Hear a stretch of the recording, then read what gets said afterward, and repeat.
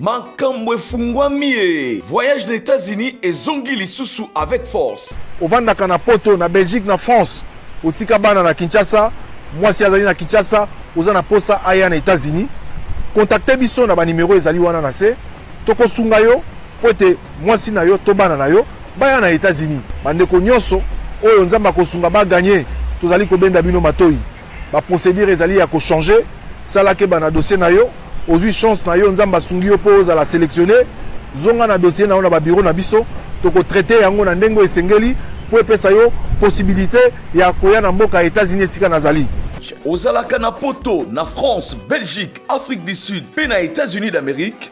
Otika mwana na Congo, otika mwasi pe bandeko na yo na mboka RDC. Ozana posa bakoma na mboka ya Oncle Sam na États-Unis d'Amérique. Tala occasion yango yo à ne pas rater avec Ben Lobich, les spécialistes en immigration américaine. Oyo azali ko travailler na ba avocat américain. Obengaye na numéro Oyo plus 243 81 81 11 214 et puis Obengiye na 001 200D 913 89. Au Bengi wana ozuiba instruction pona mwana mwasi to bandeko na yo bakende na États-Unis d'Amérique.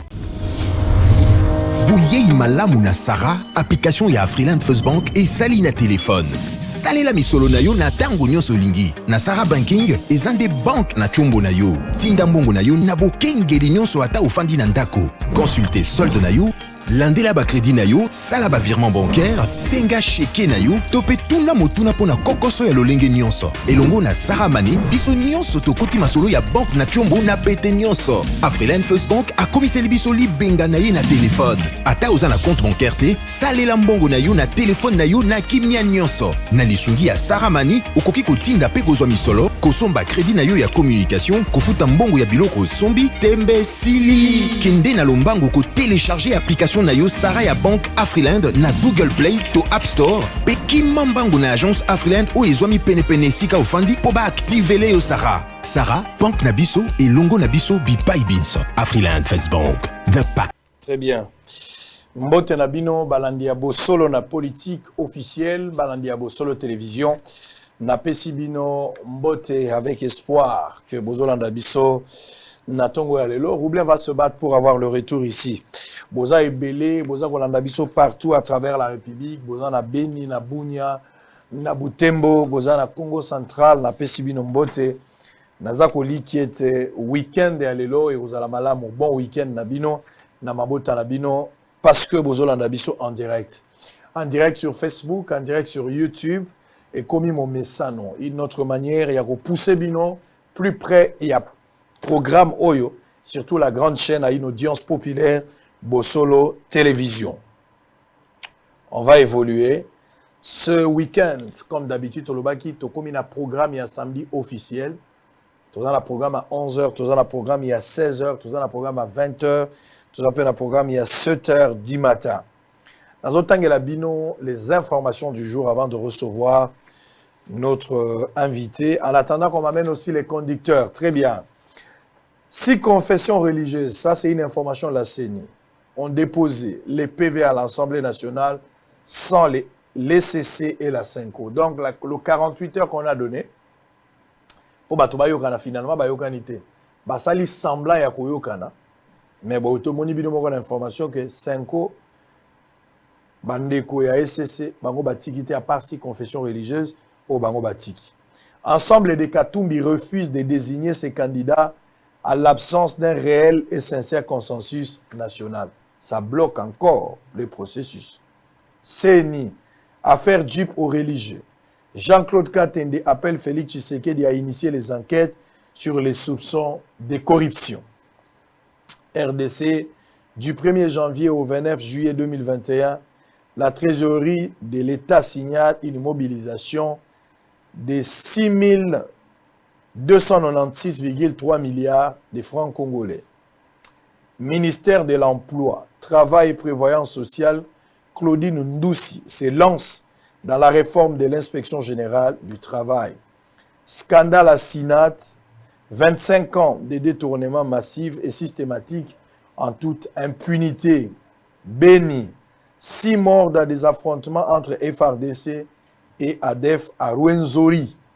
Assassinat de l'étudiant Honoré Chama Samalukunde rappelle la nécessité de doter les policiers des armes non létales pour prévenir ce genre d'actes à l'avenir. Nalobaki yango déjà dans une information, une des émissions qu'on a tenues ici, Nalobaki faut balongola bango mindu que armes létales. Avant-dernière information, Maniema, des inconnus armés tuent un jeune opérateur économique à Bikenge. Très bien, merci beaucoup. Alors, sur ce plateau, on aura 2 invités, mais tour à tour. Je vais recevoir pour la première fois un Congolais, un entrepreneur, un ambitieux,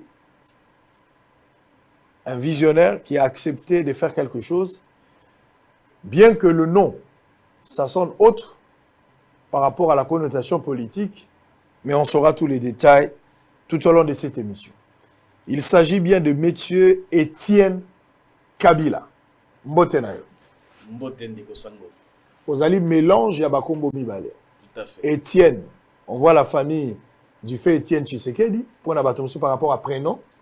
Mais côté à Kabila, c'est le nom, Batomso on appelle l'ancien président. De ces 2 noms, ou le nom et le prénom, ozo appartenir à la famille Mokoto Mibale? Nazo appartenir à la famille Mokote. Ils ont juste des coïncidences. Il y a bakombo là. Ozu kombo ya Kabila na kimukolo to ezalaka kala. Nazui kombo ya Kabila depuis mon enfance, depuis Kobota Manangai. Na Bengami Étienne Kabila. Étienne Kabila nani? Étienne Kabila Wangala. Sali ba Kabila bazala na bango déjà belé bandakala, mais le rôle ya président zalaka tende bando ba bino mingi te. Et ba Kabila bazaka na bango depuis kala. Biso même mère nazali na université, El Kabila ekoya ba koma ekotuna soki nazali na famille Kabila. Mais naza ni de près ni de loin. Très bien. Pour la première fois, vous avez participé d'abord à Bossolo Télévision. Bossolo na politique comme programme. Question à curiosité. Pourquoi vous choisir de communiquer par le canal de Bossolo TV et Bossolo Télévision? Naponi koleka na Bossolo Télévision pour nalandaka Bossolo mingi. Naza na Lubumbashi. Alors, ba émission nyon surtout ya Bossolo tango elekaka nalandaka yango. Ba intervention na mona na Bossolo yango epesa kinga pe makasi ya koloba ke non. Nga pe fona leka na chaîne wana na lobela oyo nazali nango. Ozanani. Batobele peut-être ba Holanda yo pour la première fois, ils n'ont aucune idée sur toi. Faut batobaye basiko ozanani. Ya solo Kombo nanga d'abord Étienne Kabila Wangala. Nazali Congolais. Navandaka na Lubumbashi. Nazali agent du développement. Nazali secrétaire général, il y a ONGD Kopaba, coopérative agro-pastorale Baraka. Nazali secrétaire général, il y a plateforme Konabderi, Oezali collectif des ONG nationales, partenaire du ministère du Développement, ministère de l'Agriculture, Développement, Pêche et Élevage. Voilà ce que Oyo Ngai Etienne Nazali. Selon ma information, vous avez un ancien agent au travaillant dans la nécropole Rivière des Anges de Lubumbashi. Mais par curiosité, si tel est le cas, au Sala, combien d'années voilà.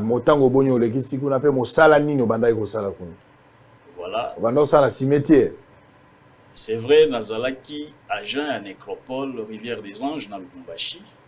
Et là, cimetière. Et là, cimetière. Et puis 6 mois, il y a un cimetière. Dans salle au moins plus de 6 ans dans la nécropole. Nazalaki, maître de cérémonie en chef.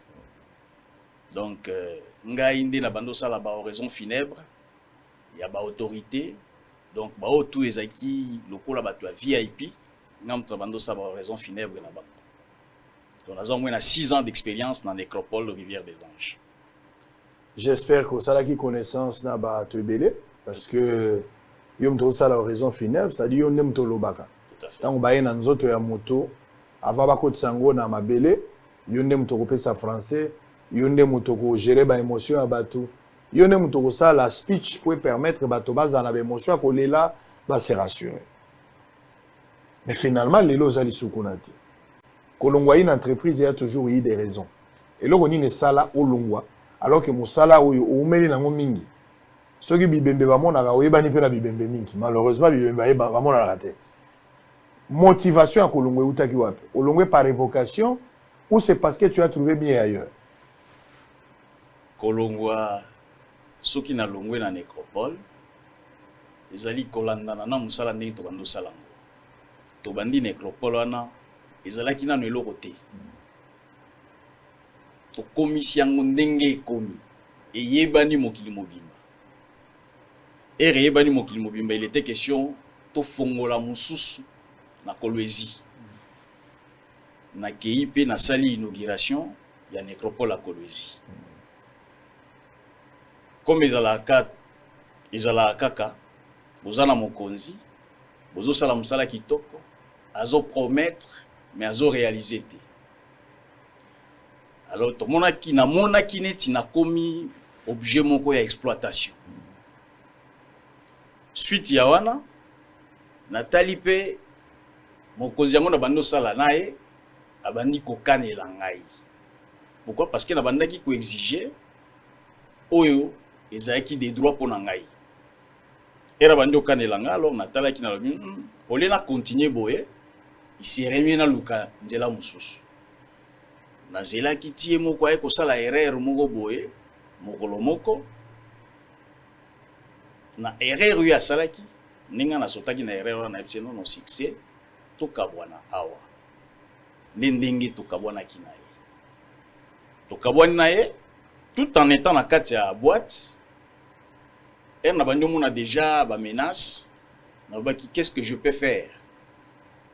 En 2017 na pena bandi ko créer ko sangisa mo ba makanisi ya koloba keno je peux faire aussi quelque chose de pareil dans les soucis ya kosai sa bande ko nga ba congolais.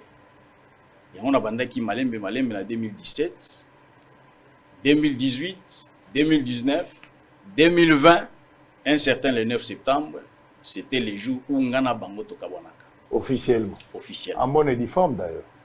Ba kandingi zalaka omoni mutu soki aye olakisi banzela nyonso olakisi bakonzi ya mboka suka nango akomi koloba bakonzi nyonso twana bazana ba poche nanga boki okende na justice mais comme azwaki mbongo il était capable de financer à gauche et à droite. Alors pour na kotika na calmement ni yango na lobemba sala oyo lingi ngana bendani na bendani na bandisco ko préparer makambo na malembe. Tu veux contrôler ou te vérifier plus tard aux alipes un projet pareil d'ailleurs na bengeli olelo pour que tout solo là projet moko similaire parce que ndenge cimetière na yalaki ou y a un projet moko lingo corriger ou ezalaki malamu lingo sala lisusu mieux oko ebisangana no ba méandre ya démarche o nyonso yo sali financement et outil wapi pour que okoma na likambo il y a pas de politique derrière ça. Et que Yosa toujours travaillé, ou cette fois-ci, ils ont une initiative financée par na Yomoko. À la hauteur, nango ils combien? Et l'oko yobandi siko, ils allaient wapi? Un peu là. Oui, c'est vrai, Nazali pe na projet moko similaire, na o ils ont Lubumbashi. Dorénavant, Nazalaka, na ferme, ils ont au moins 244 hectares. Ils ont na ferme, après avoir kota la ndenge bandeko nanga ba bandai ko kundama kulandana na prix oyo ezali ko futisa bato sur place atala ki na mona kineti nécropole comme yika kapona classe moko boye sociale. Alors la classe moyenne et le plus démuni bazala ki susu na esikate quand bien même bisika mususu zali mais moi je me disais que na okai pe ko sala eloko moko lokola oana mais à moins cher pour faciliter aussi la classe moyenne. Nde yango nazwa décision ya ko sala ke na concession na ngai wana tozui 100 hectares pour na ko créer eloko wana. nasalaka ba démarche na ngai na 2018 na na Kinshasa pour le financement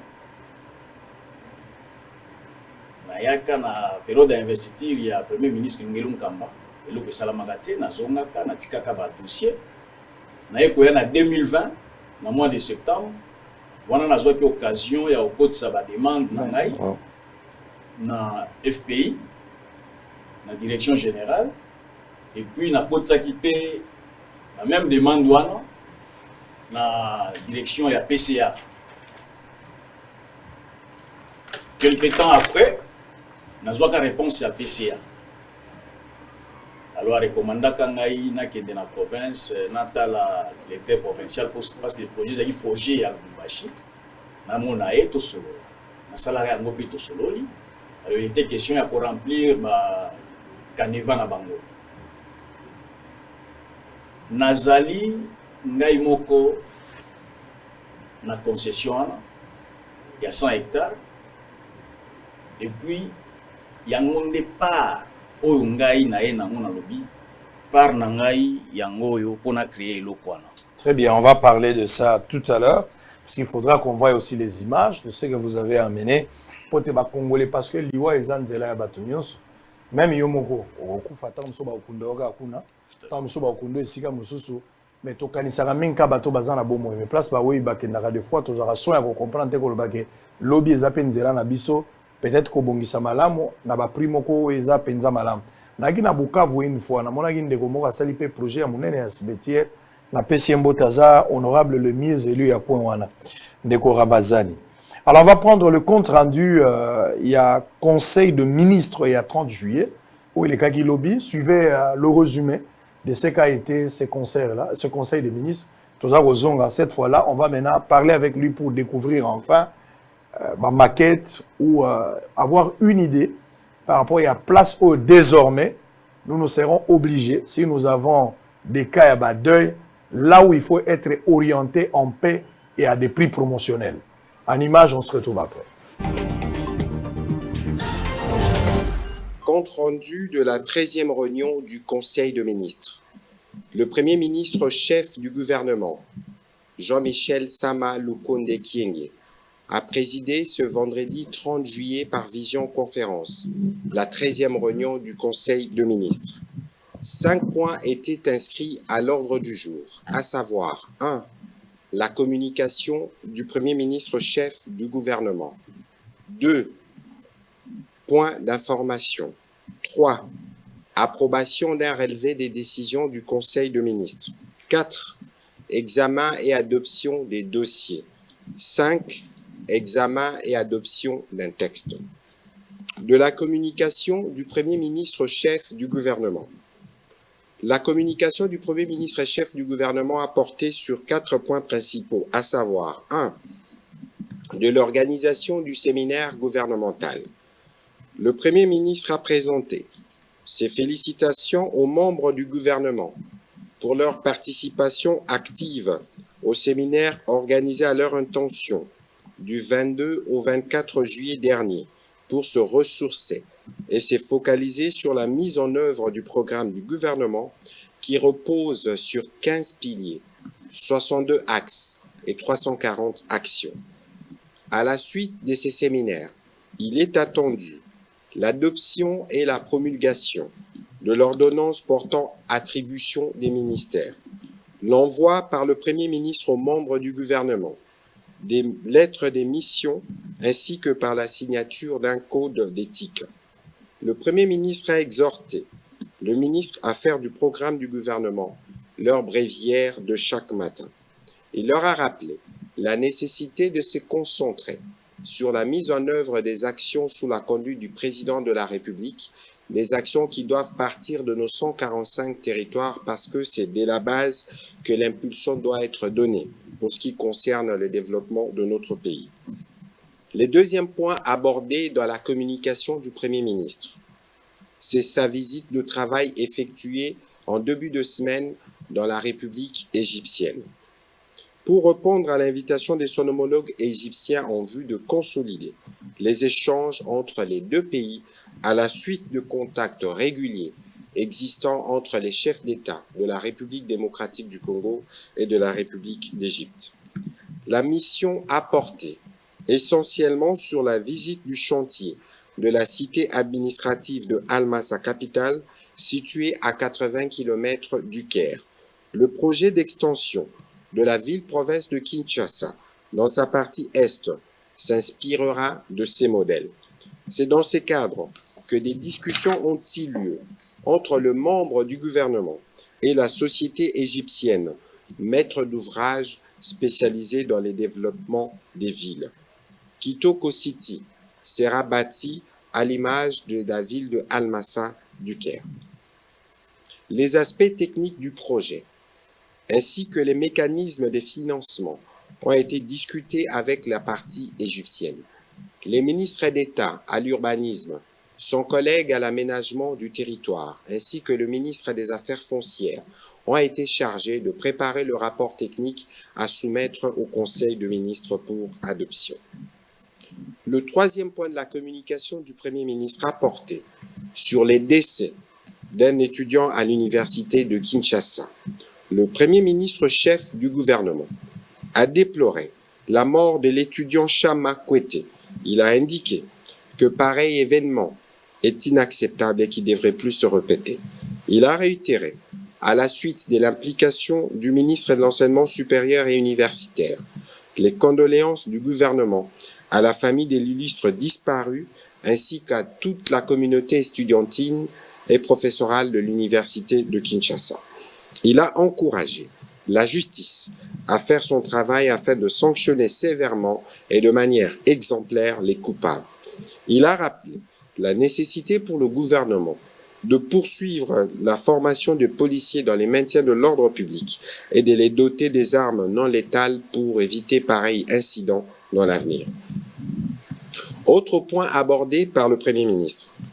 Il a rappelé aux membres du gouvernement la nécessité de rester attentifs aux revendications sociales pour prévenir les mouvements de grève, notamment dans les secteurs de la santé et dans les secteurs du transport. Il a également informé le membre du gouvernement de la reconduction des mesures de 15 jours arrêtées au Conseil de ministres du 18 juin dernier à Bunia concernant la lutte contre la propagation de la pandémie à coronavirus. Le Premier ministre a conclu son intervention en annonçant la signature par lui, en début de semaine, du décret qui va permettre au ministre des Finances et celui de Transport et Voies de Communication, ainsi que celui de l'Économie, de procéder à la signature des arrêtés qui vont concrétiser la baisse du coût des billets d'avion. Il en sera de même dans le prochain jour en ce qui concerne le produit surgelé.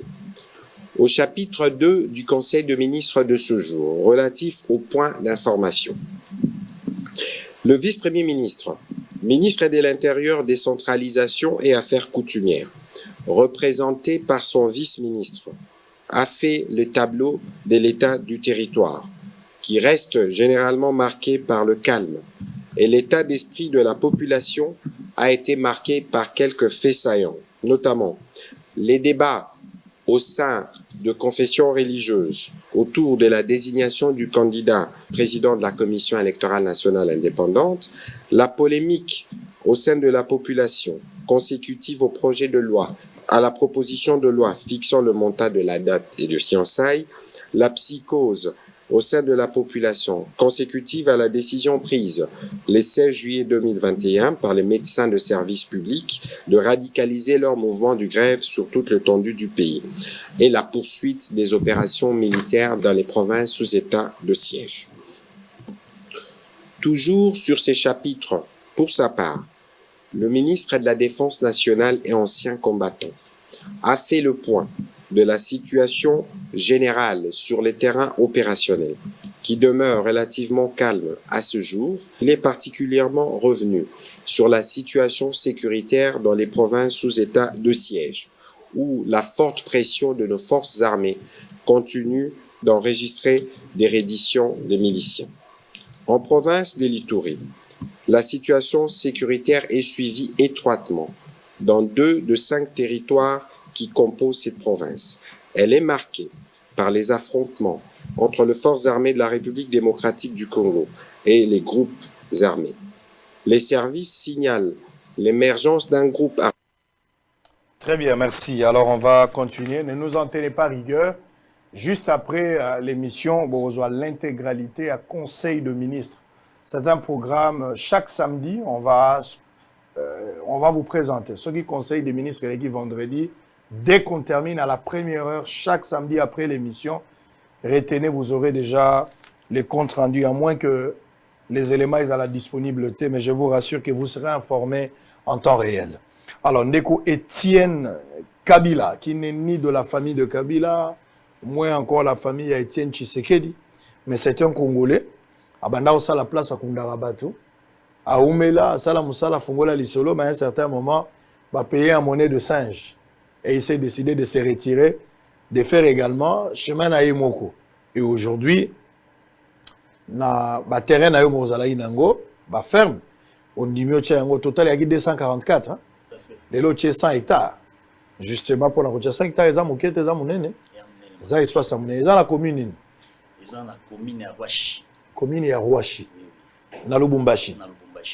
Très bien. Financement, et où tu as? Financement, misala mike ils ont bisomoko. Bon, banda ozwakuna. Tant aux sala. Effectivement, il y a des problèmes. Malheureusement, on a moyen de sans que Mundele ayeba ezate parce que tout est informatisé. Donc, depuis les travaux à Mike Zabisomoko, mais surtout les Kalelo na Bosolo, c'est parce que tout ça a besoin. Il y a aussi le partenariat public-privé. Tout ça est partenariat public-privé dans l'État. Dans l'État, parce que les individus locaux langai na oki ko ngamoko na la mukalelo na sala cimetière te. Na kenda comme le ministre des Affaires intérieures province ya Okatanga a recommandé ngai pas maire de la ville. To kuta na maire to solo inaye à l'Obinon, c'est un grand projet succès comme la biso officiellement comme ça toyeba nous la mairie to comme maelo konini pour un partenariat wana.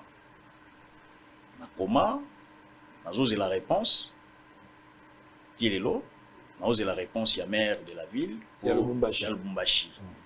Et on a le baki non et vous allez souki toko mingi soki na leki na bosolo na politique na lobeli likambo ya cimetière wana pour lelo na Lubumbashi. Et ça quand même dans le cimetière déjà dans Lubumbashi.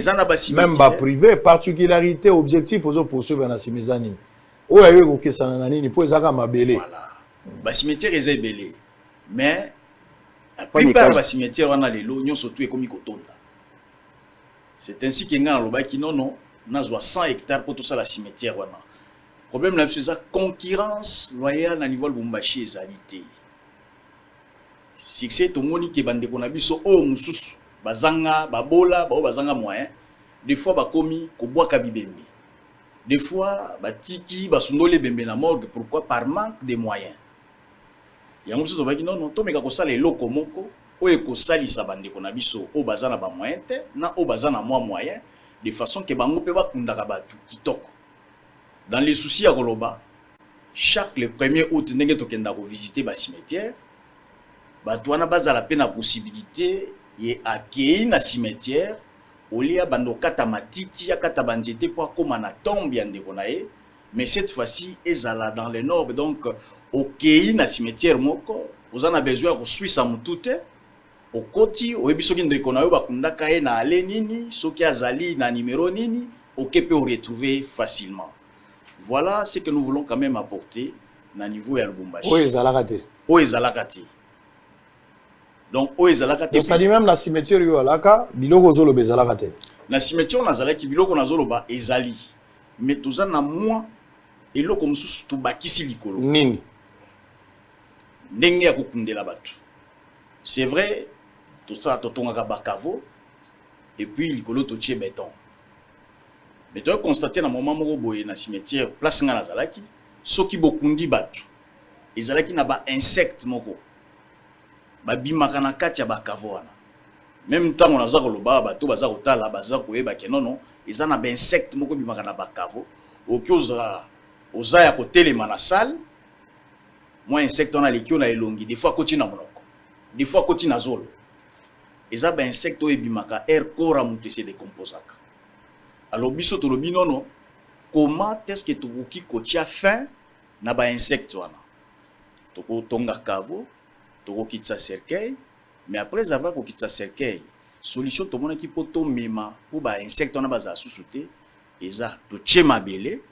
Après avoir ko tcha mabele, likolo mabele wana to tche béton. Béton ekobima likolo te. Béton ekozala toujours na niveau ya tombe. De sorte que ce qui béton est fandi, likolo ya béton to tche terre noire et puis to tche pelouse likolo. Voilà moi innovation oyo biso. Les gars ils allaient na Très bien. C'est-à-dire cimetière ndenge zalaka. C'est après combien de temps soki moto sali cimetière le roi yo bandi sikoyo. Soko sali cimetière. Pour lobby banda ko tonga esika wana, bato banda ko lona ndunda. Ça peut faire combien d'années plus tard pour bato ba utiliser espace oyo sali la le roi cimetière. Vraiment espace ya cimetière soki ndenge nga na zolinga ko sala. Soki sali ke nono lobby bato banda ko tonga wana obi ba lona ndunda na bango. Il faut au moins 50 ans. Il y a mutu, il y a souka oba okunda place wana. Tango mutu souka ko kisi 50 ans, beaucoup ki kolongola cimetière place wana ti. Des fois moto ba kundi o ya souka akokisa 50 ans. Soki akokisi yango te cimetière wana. Capacité d'accueil, il y a bateau place ba okunda mais à peu près combien de corps? Capacité d'accueil, il y a okunda bateau eza au moins la capacité il y a plus de 300 000 corps ou cadavres avec une durée de vie de 60 ans. On a soyez déjà. Donc biso ba oto koleka, biso ba oto koleka, bana pe baye, mais lokola tozana nous, toki ko banda et puis toluki pe esika mususu kolobake non, et ça la perpétuer. Très bien. Alors j'aimerais ici total quand même la beauté en fait, il y a cimetière en haut. Obi que cimetière à tes qui to comme balala na cimetière te. Là il faut bilo ça clair. Au na cimetière avant ba sala ngo bien zaka propre so ko tiki to mama lile. Mais le baga que je suis fatigué je dors ici. Total la sogio lingi cimetière mingi. Ba sala rappel selfie na cimetière te. Po yebite muta okota na photo na. Et vous allez raconter muto azaki pembe. Ça bilo moko et à principe à vie. Alors on va d'abord découvrir ce cimetière. Exactement, où il y a ah, tout ça la maquette ou la vidéo en question? Tout ça la maquette, et zappé la vidéo. Très bien, montrez-moi d'abord la maquette, on va voir la maquette avant peut-être de prendre la vidéo parce que il faut battre là. Quand même maquette, il y a vidéo, il y a cimetière en haut. Bino bana basio bomi pesa, kabana mi balo bolinga la photo. Et là on a on dit bon plan malamu so dans la bolingo nango. Keneka cimetière kanga photo. Ça la selfie, autant la sko nanya ko mapembe nayo. Est-ce que zako kona bino ebembe moi banda otambola okoyeba pour la cimetière bakanga selfie. Alors on va suivre la vidéo mais en même temps on va voir la maquette comme ça on va revenir où vous allez expliquer. La vidéo d'abord, on y va et puis on va prendre la maquette après.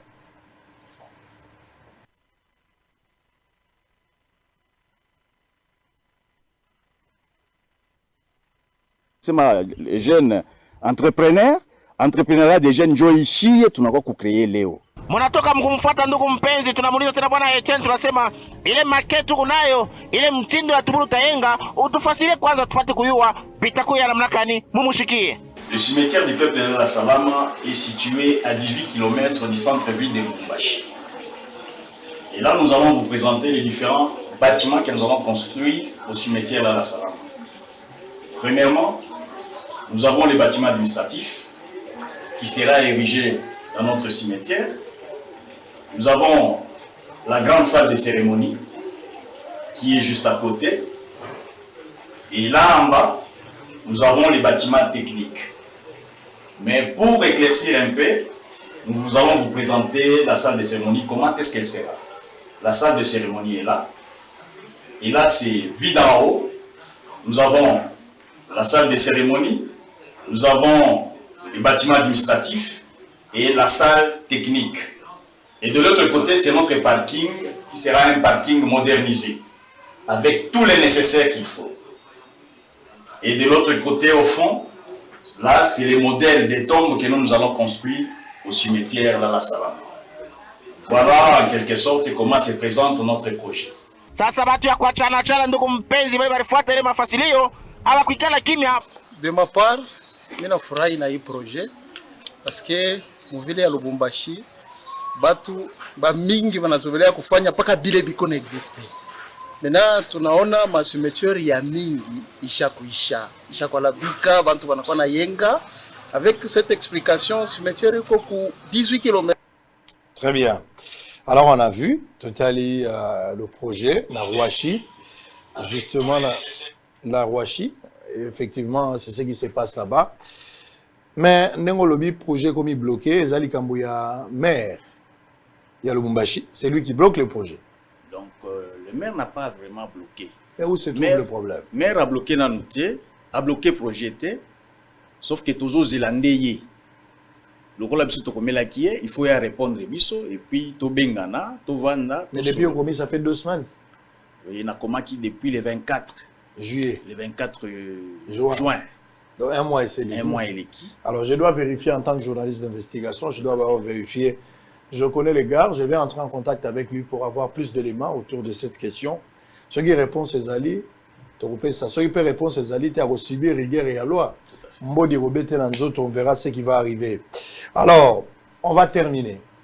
D'abord, félicitations pour l'entrepreneuriat. Les gens pensent que le projet Zaraga, pour ça la pharmacie, projet Zaraga, pour Katabala Bilamba, le projet cimetière Pezali. Projet à la cercueil Ezali. Ça dit, le projet modèle, on est projet d'abord, Bambanda Ozana Baomuke. Au Talaga Yosa, le cimetière, Ozali Souna cercueil. Nani ngwa kolo bananda kuna biote na moni ba cercueil nezo tambolanga pe na tie. Ezaka rare. Et puis, à côté, mon robot, on a Selimba, on connaît ça, maman Ming. Kotanga, ba pesali. Mais ça va place, c'est l'angile, pe nabi, ça à moi Ming. Moi, on a peine jeune, moi, Gumba, le bité dans ça, ba cercueil. Au poni projet au Bozarare. Et ça, comme tu as ligné d'undut. Quoi, en ambandé, moi, passe.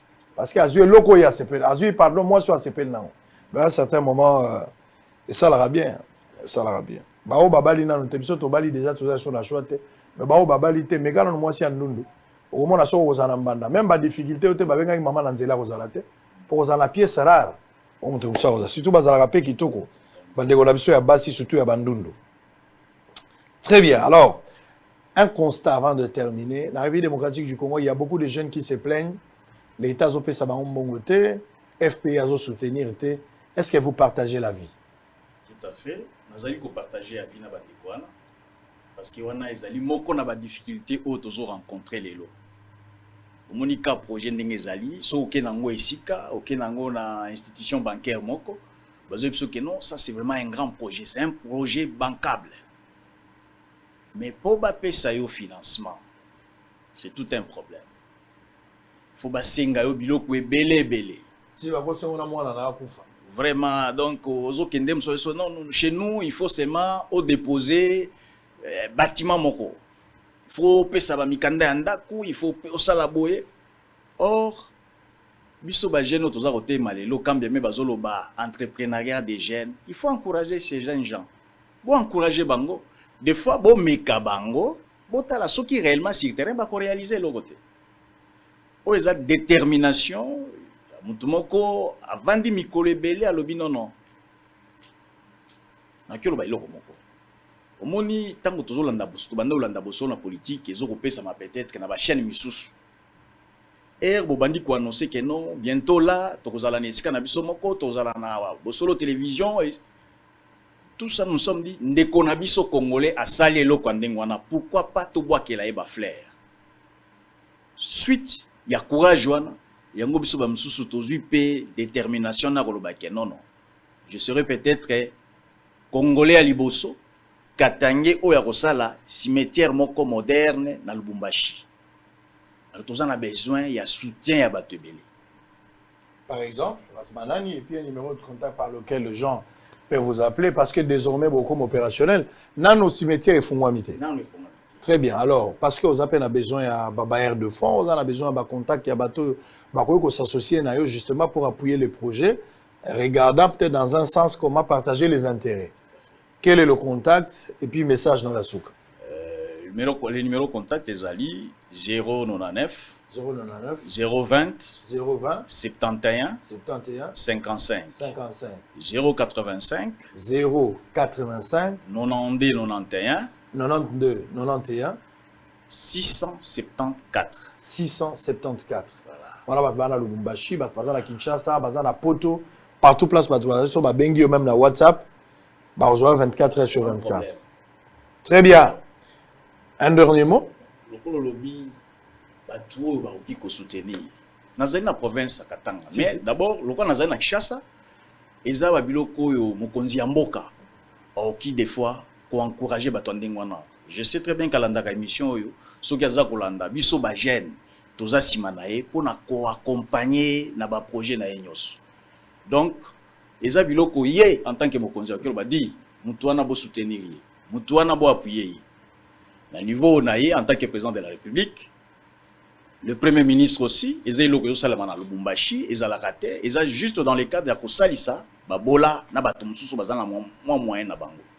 À part ça, les gouverneurs de la ville, province, Jacques Yaboula Katou, ils ont eu Salamana Mbokanaï.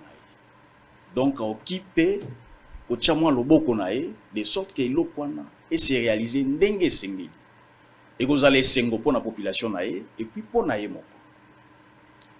Vous allez payer ba médecin mususu, ba opérateur économique mususu, ba o bazana ba moyen na bango ba lo barate. Si peuvent aussi na ndenge na bango, pour lo bakeno no mutwana projet za na mweza kitoko mingi, to salisa e po elo kone se réaliser. Très bien. Totikali ouvert. Merci beaucoup. Je rappelle aux alliés Étienne Kabila, c'est un Congolais avec un projet. Biso na verbe to lobaka soko sali église sala kasho ba frère atetu ba kangam. Mais soko sali hôpital sala pe cimetière ba malade bazobika te bazo apena sika okende.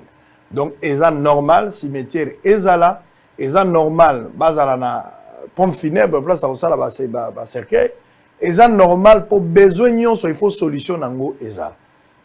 Kiabula gouverneur ya Okatanga, je te salue mon frère. Kokanga makana lupopote. Au-delà de lupopo tala pe ba projet ezala. Donc, j'appelle ici, na Bakatanga Ebele, ou Bazapé na Misolo Mingi, mais Congolais en général, pour soutenir le projet d'un Congolais, des pères et des mères. Et ça, la paie-moi bien. Alors, on va se quitter avec cet élément.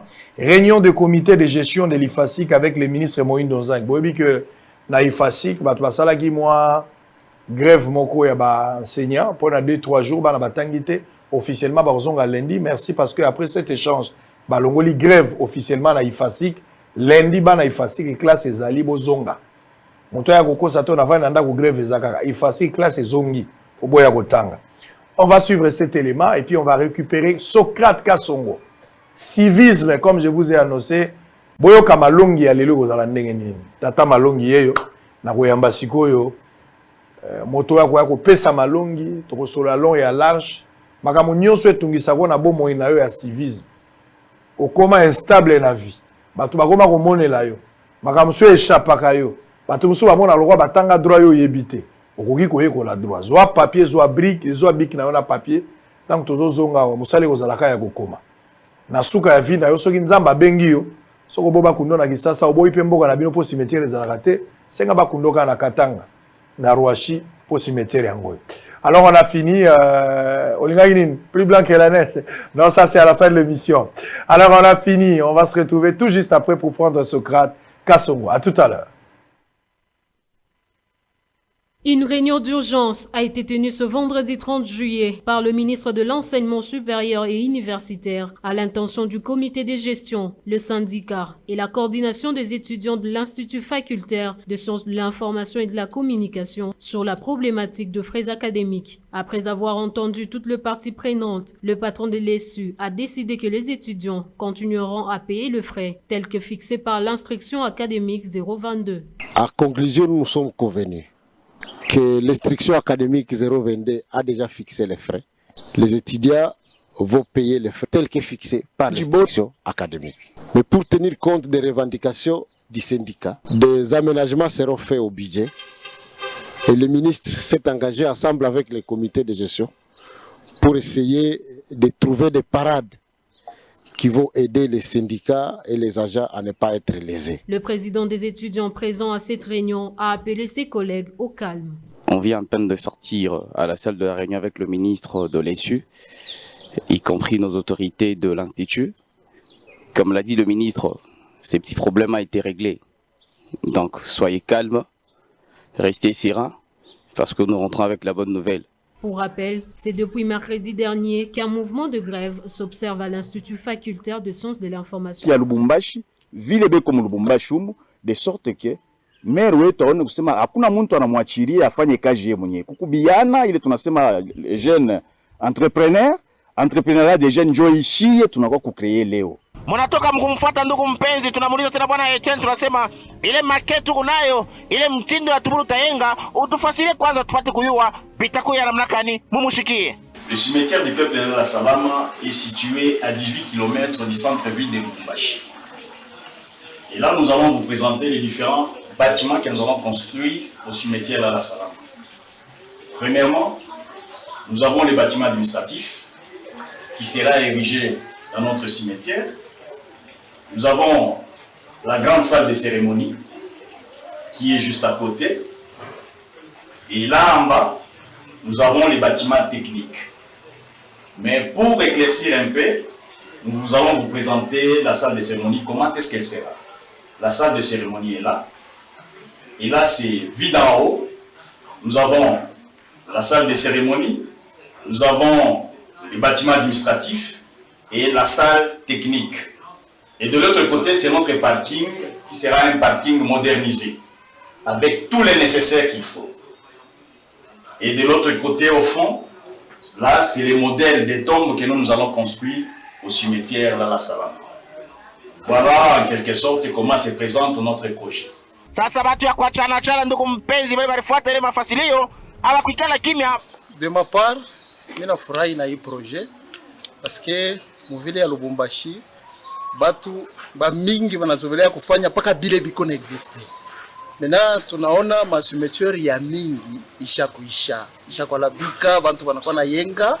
Avec cette explication, cimetière iko ku 18 km, d'ailleurs ni mbari na bantu. Très bien, merci. En direct sur Facebook, ma question na bino eza ebele bao boza kotuna. On est là, on attaque et puis on continue à voir tout ce qui se passe. Merci beaucoup. Alors Socrate Kassongo, Mbote. On va aller à l'essentiel. Oui. Parce que Batubele Bazela qui lancement ya Malongi officiellement pour le civisme.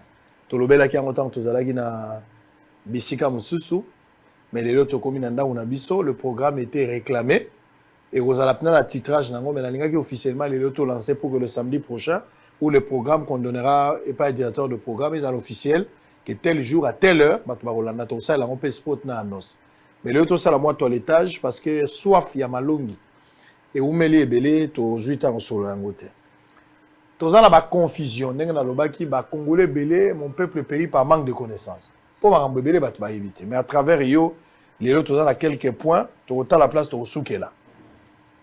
Na lina yeba awa d'abord ba congolo bazola na biso na Facebook, awa en direct na bo solo télévision, na YouTube.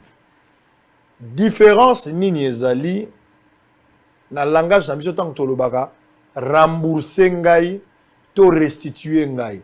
Quelle est la différence entre ko rembourser na ko restituer? Oui, Ndeko Sango, merci beaucoup na malobo pesibiso bana malonge bayoka mingi bato basaka moi confusion rembourser ezali kozongisa eloko ya bato na nzoto mususu, c'est-à-dire oliakisaki ya loso ya moto esali ki ofuta osombeli sac mususu oliaki mbongo ya moto esali ki ozongisela ye soki bafuti yo opesi ye même montant oyo ozo devoir ye tolobi ki o rembourser, c'est-à-dire o changer nzoto ya eloko ya bato ozwaki mais restituer oko maintenir nzoto wana. Donc ozwi montre ya moto kaka montre wana restituer ngai montre na ngai, soki montre ebungaki rembourser ngai montre, soki ozwi motuka ya moto restituer ngai motuka na ngai kaka na couleur dango wana kaka motuka moko wana, mais soki ebunga oko rembourser. Donc restituer okozongisa eloko ya batu na nzoto na yango ezwa na même état na nzoto nango wana, mais rembourser okopesa contre-valeur to eloko mususu sombeli pour asepela na oye abungisi. Très bien, ça c'est clair. Ça c'est vraiment clair. Zongi selanga eloko nanga na pesa kiyo. Tango zongi selinga eloko wana ponga na yebi yango. Na yebi eloko na pesa kiyo. Loko zongi selinga o rembourser ngai. Mais pour restituer ndeza contraire na. Contraire. Très bien. Batobele bakangamaka. Na minute on tolo baboyo so toza na ba parquet, toza na bien que baza arrêté abusivement aussi. Likambo ya nyongo. Moto moko boye aya defi mbongo epa ya moto. Akozongisa yango na délai tel. Délai wana pe komi azwi mbongo wana te. Généralement la police bakangaka bato infraction babenga yango abus de confiance. Aujourd'hui bato sengeli bayeba soko defaki mbongo ya moto. Okomi na délai boyokanaki kokopesa ye. Mopesi yango te. Ça constitue une infraction du genre abus de confiance, motema mabe ou bien ezaka fair play bokoki ko arranger na ndenge na bino. Te. Police na biso par moment, par manque de professionnalisme, mais même si baza déjà averti, moto akoki kokota na kashopo na nyongo te. Bakoko kanga moto te. Jamais.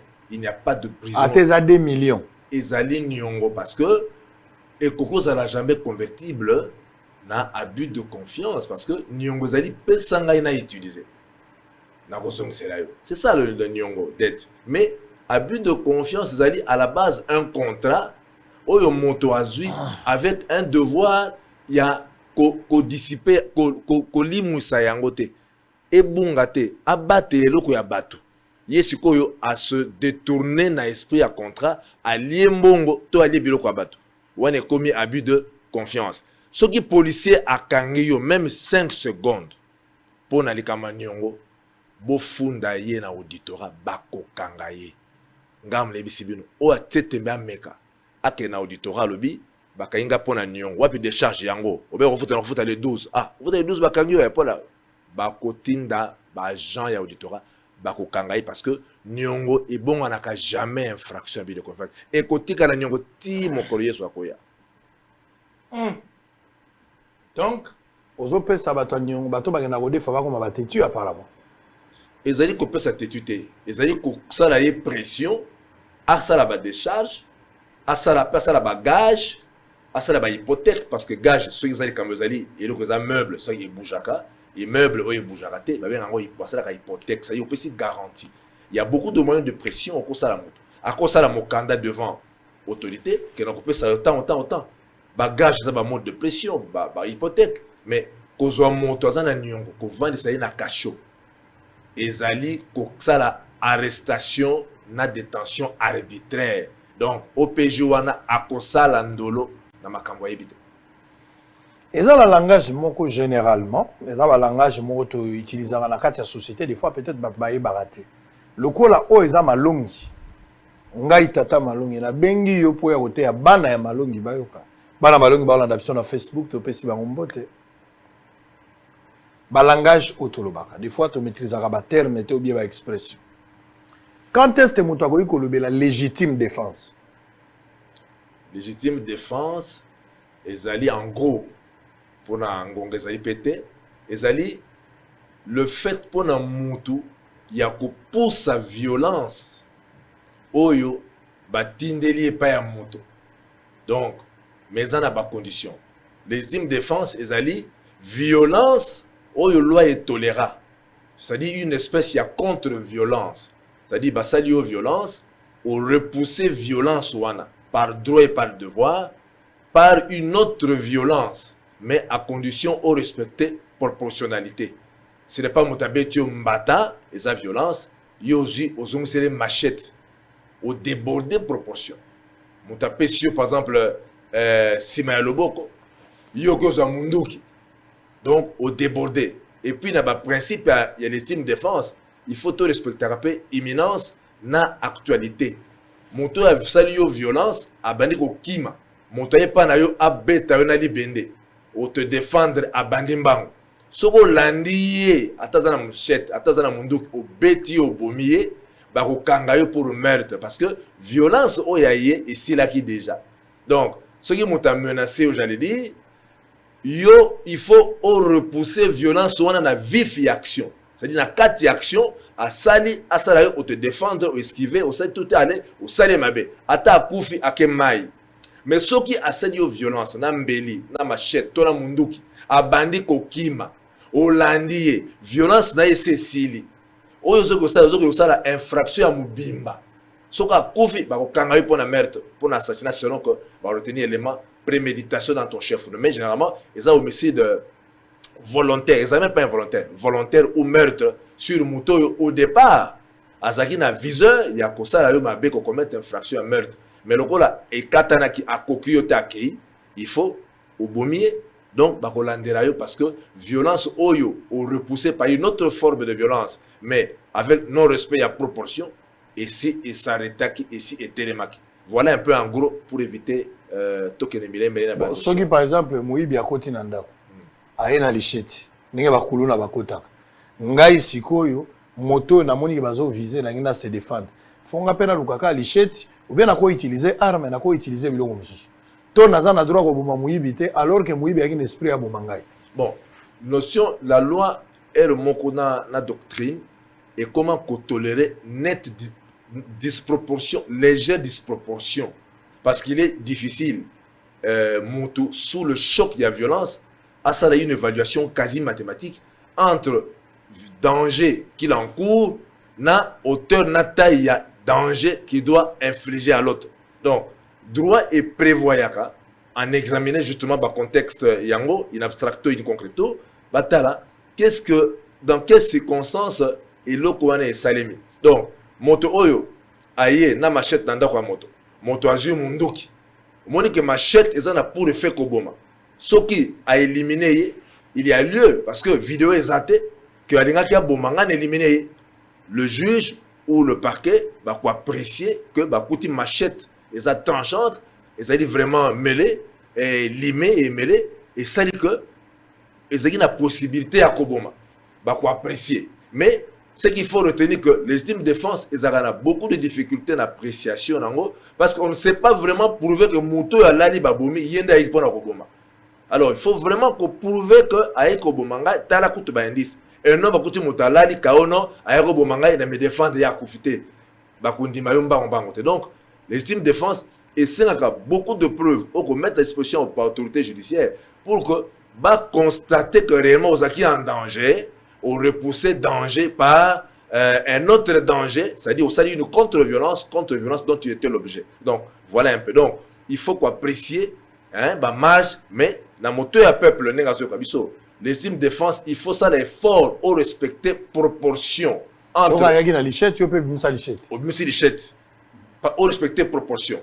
Alors ce qui est monté dans machette yozu munduki il y a les proportion mais munduki yokoboma mbango peut violemment que machette mais la loi est quoi accorder yo bénéfice parce que au déborder légèrement proportion parce que on ne sait pas comment on te défendre vis-à-vis d'un mouton à se préparer à la machette à côté d'un d'accord à suffisamment meublé et puis déterminer quelque chose à la mabé ce qu'on sait dans mouton qui n'a pas éliminé la loi est peut vraiment être là qui est le bête qui est peine à ma colo l'intention que tu avais n'a bête à ma colo et raté yeux les mais ce que sogi a yaki na munduki a bête peut bâtir mais raté ngai n'a pas la arme mais na bomie.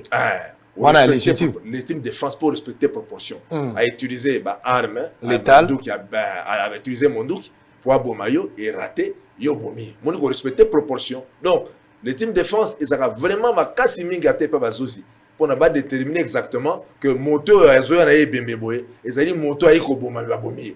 Ils a moi passe donc circonstance in abstracto ou in concreto ko ba estimer ba tala dans quelles circonstances ba retenir la responsabilité des uns ou des autres.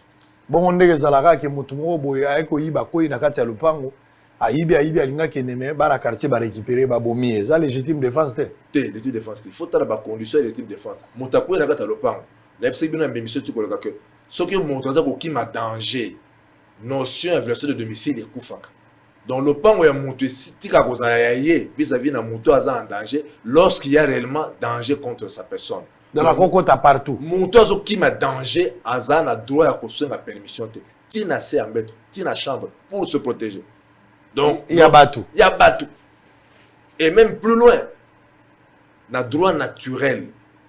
même moi mbula epesaka bato ndingisa ya koluka esika n'importe où kobata mbula ebandi makasi oza papa oza mama oza na mwana oke na pharmacie oh papa awa te non droit comme naturel il faut s'imposer donc moi oui moi soki eleki makasi pharmacie ya bato mbula ebandi oye mais donc okosenga papa na batama moke non pas attendre de lui à autoriser donc schéma ya que te andima te okoti déjà on s'impose donc on s'impose pour aux alliés devant intempérie intempérie c'est une forme naturelle de danger autant que les alliés danger contre intégrité physique ya mutu akimi bato bazuluka bakanga ba bomaye n'importe où akopona kokota azali na droit na soki moto andako wana abimisi moto oyo azokima bakulu na libanda danger mo ya liwa abimisi libanda azala en complicité na bato bakosala mabe soka abimisi donc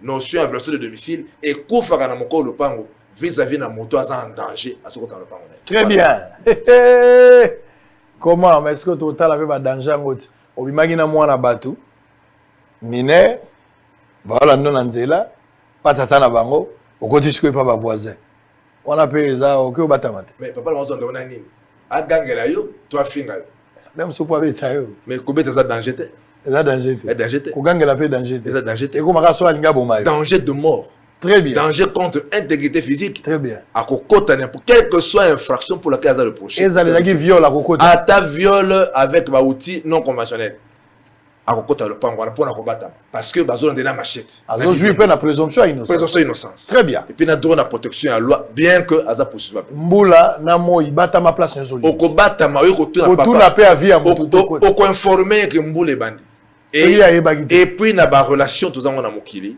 tango moto ki ma mbula na moi makaso ya déshabiller wana et vraiment na kokate na côté à côté oh papa awate non il faut s'imposer wana droit naturel et ko so manzaka ebimi faut tika ya bata mambula parce que intempérie na moi ça ba forme naturelle il y a violence très bien parce que la Kinshasa à un moment donné on a des soleils accablants on est une chaleur moka intempestive beta kapenza donc ba chaleur torride voilà ozo kokalisu caniculaire ardente même comment Socrate Kasongo ndeko ya tata malongi oyo suka alors tozala batele msu tolobaka awo eza otenga naza détenteur to naza détentrice papa na biso ndenge aza bongande détenteur penza ndenge na alia ne papa aza te détenteur ezangai to papa ndenge aza atikela ngande détenteur c'est quoi en fait s'il faut expliquer to pronosaka ba phrase to ko placer ngo wapi kozala détenteur to tozala détentrice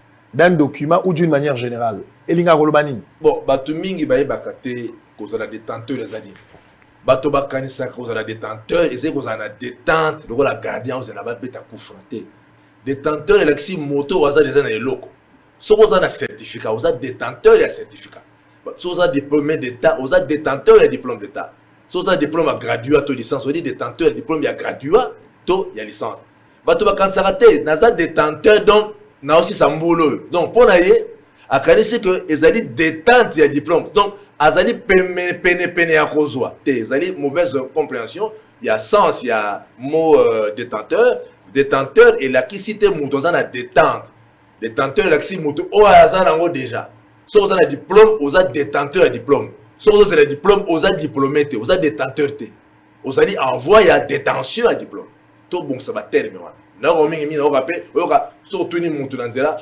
osalaka nini mi namona bana basi na nzela o na présentaki mais oprésentaki quoi à qui bato bakasaka koprésente lakisi kosala examen d'état te nasalaki examen d'état na présentaki elobaka eloko te oprésentaki quoi à qui donc on répond dans la question te donc de l'occasion on en profite pour le bas na présentaki elobi te nasala examen d'état na mboka oyo bandeko botika kobebisa français bato banyoka mpo na français bazali na mboka ona na vie botika koloba na présentaki pour na yo moto on présentaki donc na bato bakoma bien asala examen d'état te examen d'état nasalaki examen d'état na présentaki examen d'état na présentaki bakotuna yo à qui et quoi.